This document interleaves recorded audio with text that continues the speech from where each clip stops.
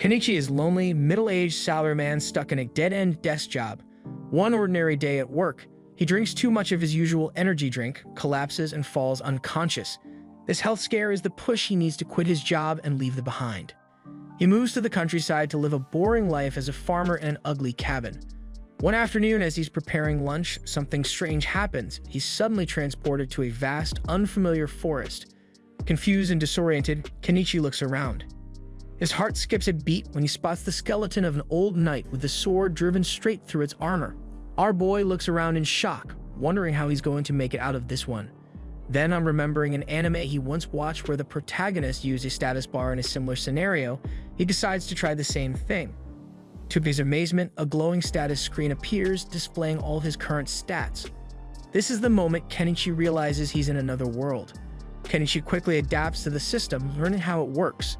He discovers it allows him to store and retrieve items effortlessly, a feature he finds incredibly useful. Moments later, hunger strikes. The system offers him the option to buy food and water, but it comes at a price he can't afford since he's broke-ass with no money. Frustrated, he wonders what to do next. He then discovers the system's trading feature, where he can exchange valuable items for goods. Unfortunately, there's nothing around him to trade. As he glances at the knight's skeleton again, his eyes fall on the sword embedded in its chest. He decides to use it for a trade. The system accepts the sword and gives him 2 cartons of milk and some bread in return. After eating, Kenichi uses the remaining trade points to purchase a shovel, which he uses to bury the knight. He even says a prayer thanking the skeleton for the meal its sword provided. Next, he buys a bike and begins exploring the area, knowing he needs to find a settlement and earn money quickly. Kenichi spends the rest of the day gathering items and trades them in for food and utensils.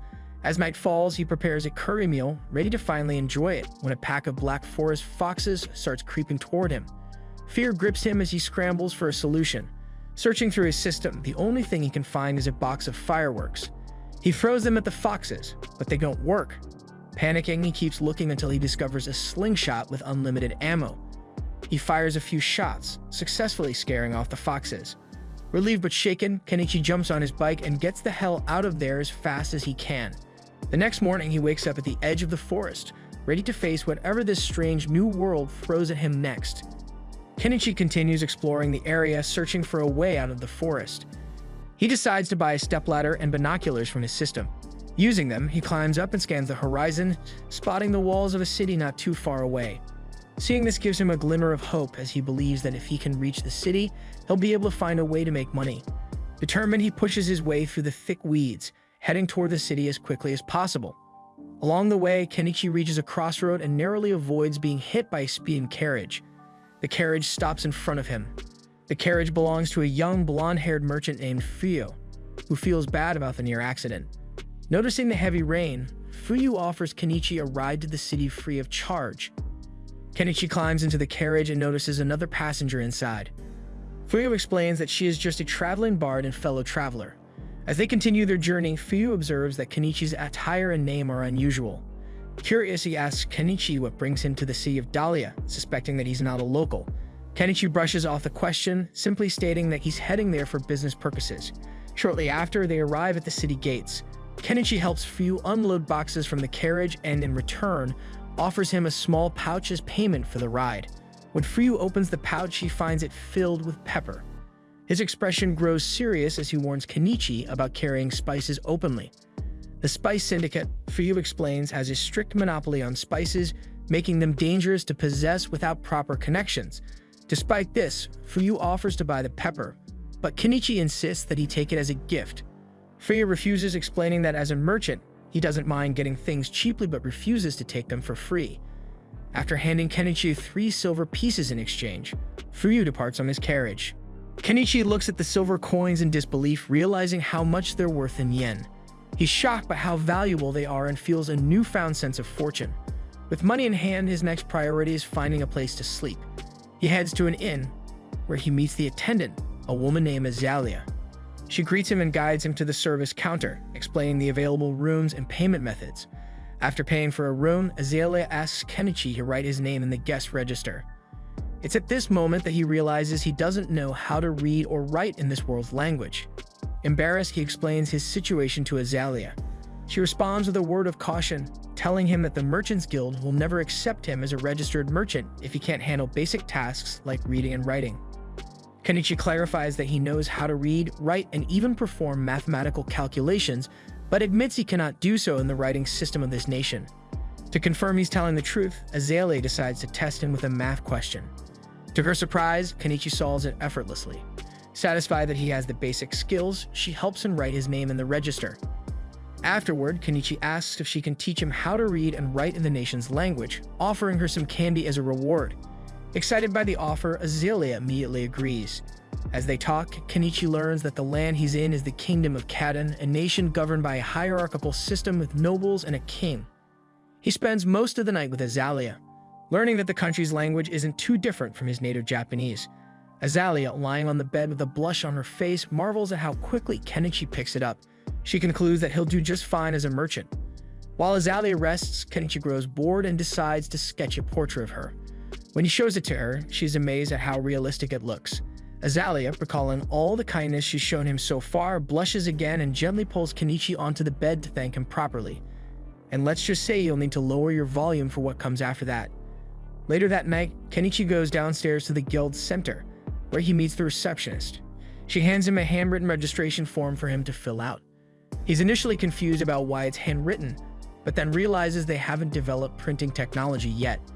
After filling out his details, he returns the form to the receptionist, who validates it. However, she informs him that the guild registration fee is 1 silver piece, roughly 50,000 yen. The thought of this makes Kenichi sigh heavily because he knows he don't got bread like that.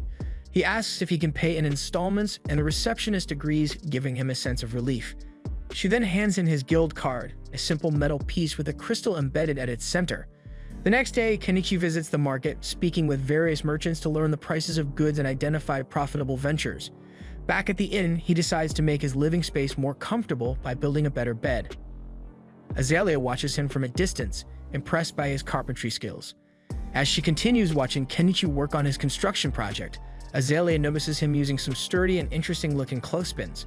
Curious, she asks if she could buy a few from him, mentioning that the thin clothespins she usually uses often break easily. Her comment sparks an idea in Kenichi's mind, and he realizes that the clothespins could potentially become a profitable product. The following day, he decides to set up a stand at a local market to sell his clothespins. The stand next to his is run by a woman named Anama. Shortly after he opens for business, Anama comes over to buy a few clothespins from him.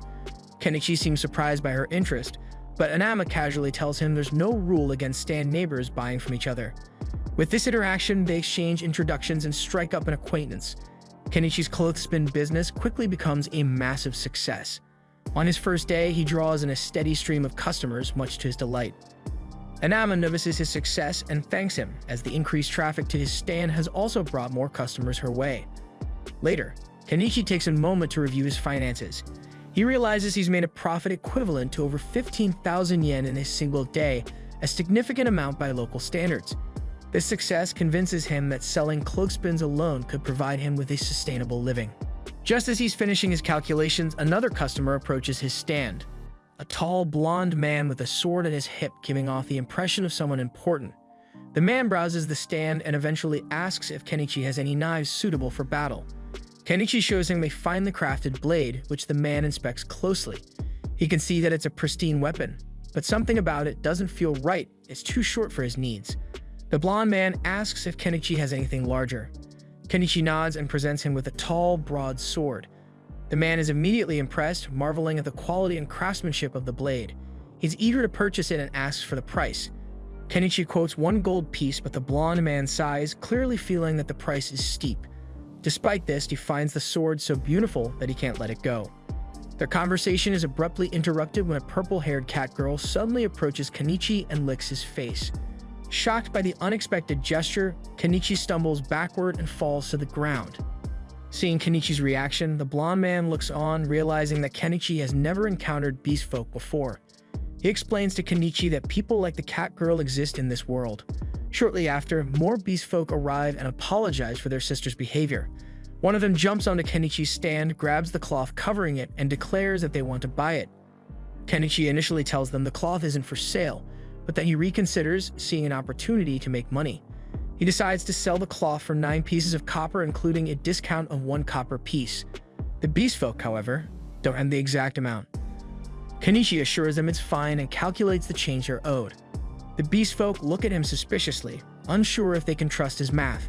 Just as tensions rise, the blonde man speaks up, confirming that Kenichi's calculations are accurate. Satisfied, the beast folk hand over the money, take their cloth, and leave.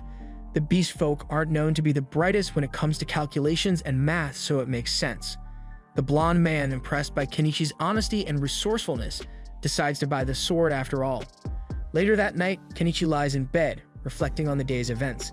His success with the clothespins has left him wondering what new product he could create to replicate that success, but no ideas come to mind.